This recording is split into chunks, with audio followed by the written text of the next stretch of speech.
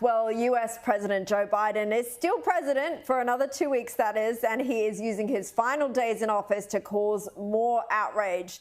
This time, it's for bestowing the Presidential Medal of Freedom, the country's highest civilian honor, to Democrat megadonor George Soros and one-time presidential hopeful Hillary Clinton. Yep.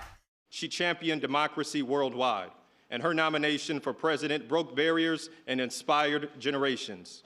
Through it all, her career has been dedicated to an eternal truth.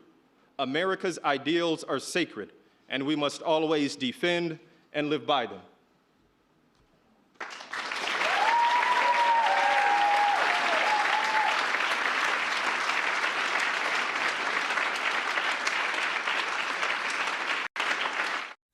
Yes, that is the Medal of Freedom for the woman who said people who post misinformation should be prosecuted.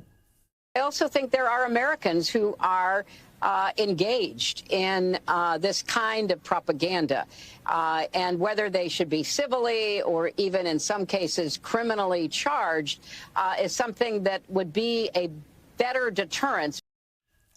I feel, James, like Biden just has given up at this point. He's just giving these honours to his mates. He's handing out pardons left, right and centre, record number of those. And he still thinks that he could have beaten Trump. You have to respect it on some point. I mean, this is really a guy that's gone, well, I've lost anyway, so might as well just do whatever the heck it is I want, like pardoning my son or giving Hillary Clinton the Presidential Medal of Freedom. Anyway, it's also very funny to see him have to give that award to someone who famously the Democrats completely rolled him for in 2016 to put her up. So I wonder how actually enthusiastic he was to be like, oh, this lady, I'll tell you what.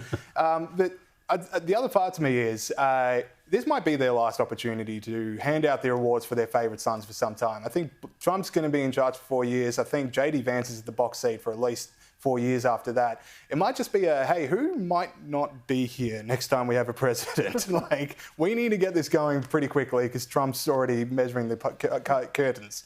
Well, George Soros, I can see that happening. He's pretty old, but Hillary Clinton, that is a little bit rough. Kel, what did you think of these honours today? I watched this live on television. It was gripping television. There was this frail old man trembling a lot, and you kept thinking every time, will this time he drop the medal? Will this time he not quite get it connected around the neck? And the awarding of Magic Johnson, where Magic Johnson had to almost kneel on the floor, was hilarious. So you do feel sorry for him. He did a little speech at the end, and they kept him to about 15 seconds. Look, what you're saying is absolutely right. It's a give a mate a gong event is all it is. He's not the first president to do it. Other presidents have done a give a mate a gong thing at the end of their 4 years. So it means that, and to some extent, British honours can work like that as well. So, I mean, it's what they do. Yeah. They're in charge of the place. They decide what they're going to do. I haven't got a gong, so obviously the system's rigged. Obviously it is. You've got a gong here. You've got a figurative gong from all of us, Kel. But, you know, it's more of this drain the swamp stuff that Trump talked about, and I guess why he got voted in. I don't think the voters like it.